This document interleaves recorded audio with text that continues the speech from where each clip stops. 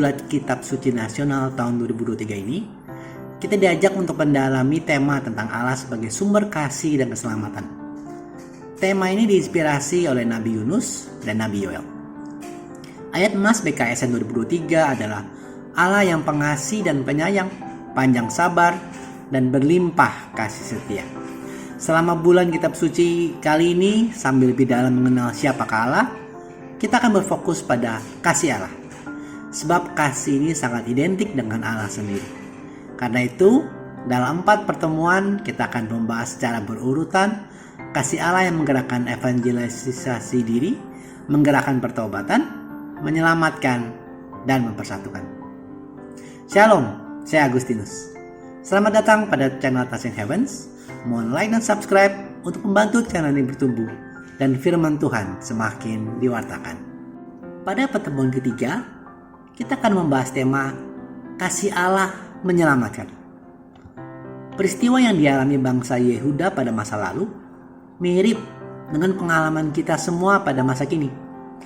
Ketika bangsa Yehuda kembali ke tanah leluhurnya, meskipun kini telah jadi orang bebas, mereka menemukan bahwa keadaan masih hancur, sepertinya tidak menjadikan harapan.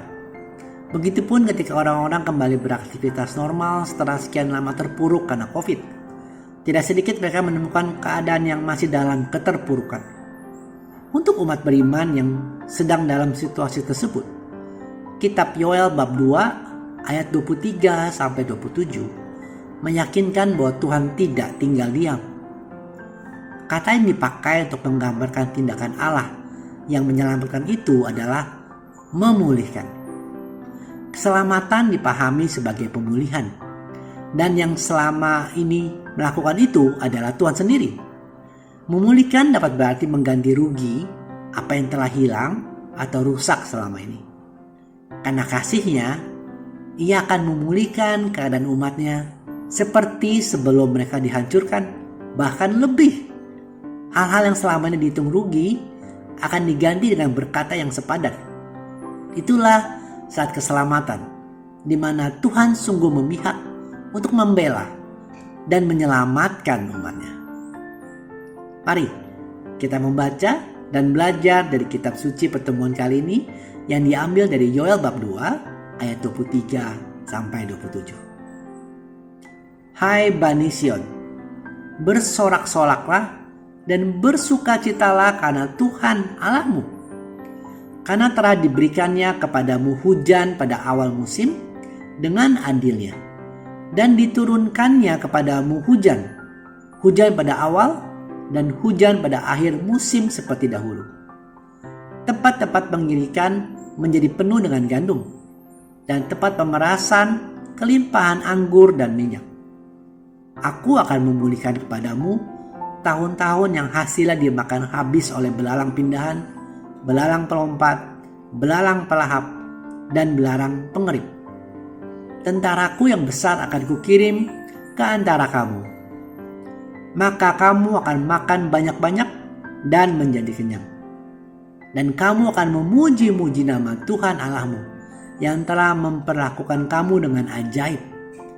Umatku tidak akan menjadi malu lagi untuk selama-lamanya.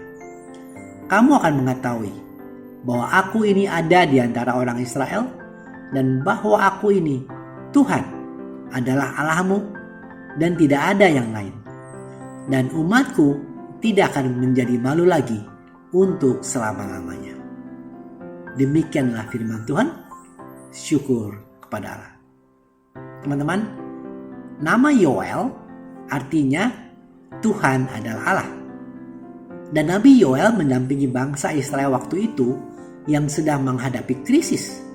Suatu krisis yang begitu berat sehingga tidak ada bandingannya dengan krisis lain yang pernah terjadi dalam sejarah. Bangsa Israel sedang mengalami kehancuran dan penderitaan karena kekeringan, api yang menghanguskan hutan dan ladang, dan juga musuh sudah mengancam. Menghadapi krisis ini, Nabi Yoel mengajak para pembacanya untuk meratap dan menangis. Ratapan dan tangisan adalah ungkapan pertobatan. Semua umat, terutama para imam dan pelayan-pelayan Tuhan, diajak untuk meratap. Ratapan pertobatan ini dilakukan dengan puasa dan memanjatkan doa-doa. Tuhan Allah yang berbelas kasih menjawab seruan ratapan dengan janji untuk memulihkan umatnya. Mereka dikuatkan untuk dapat bersukacita dan untuk tidak menjadi takut. Secara manusiawi, orang sulit tersenyum saat mengalami krisis hidup dan penderitaan. Bila seseorang tetap dapat bersukacita, pastilah ia memiliki alasan yang jauh lebih kuat ketimbang situasi yang sedang dialaminya. Nubuatan Yoel dalam bacaan kita di minggu ketiga ini dibuka dengan ajakan untuk bersukacita. Alasan sederhana, namun yang sangat kuat karena Tuhan hadir dan telah melakukan sesuatu demi kepentingan umatnya. Di tengah-tengah kesulitan, kadang orang menginginkan kehidupan yang lain.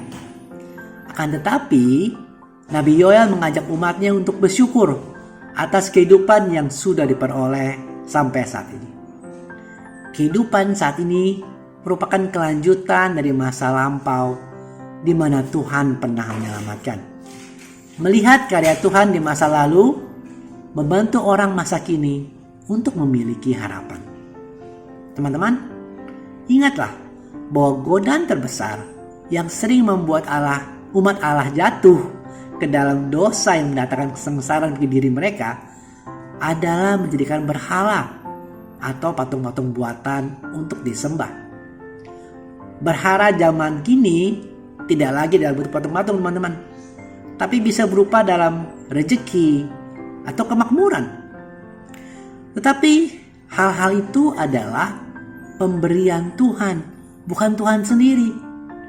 Ketika manusia memilih untuk mentuhankan pemberian dan melupakan sang pemberinya, disitulah dosa penyembahan berhala terjadi. Dalam hal ini Nabi Yoel mengingatkan tentang bahaya menjadi puas, melupakan Tuhan dalam kepuasan atau keangkuhan.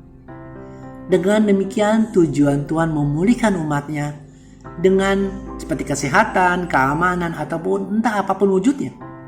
Itu semua bergantung pada relasi dan hubungan yang benar dengan Tuhan. Bukan membuat kita terlena dan melupakan Tuhan, tetapi seharusnya membuat kita senantiasa bersyukur dan semakin rindu dengan Tuhan yang memberi segala sesuatu dalam hidup kita. Teman-teman, dalam renungan ini kita diingatkan kembali bahwa Tuhan menyelamatkan dengan memulihkan keadaan kita. Seringkali ide keselamatan dan pemulihan dari Tuhan dihubungkan dengan kemakmuran manusiawi. Siapa yang diselamatkan mendapat berkat manusiawi yang melimpah, atau sebaliknya, siapa yang mendapat berkat melimpah berarti ia diselamatkan Tuhan.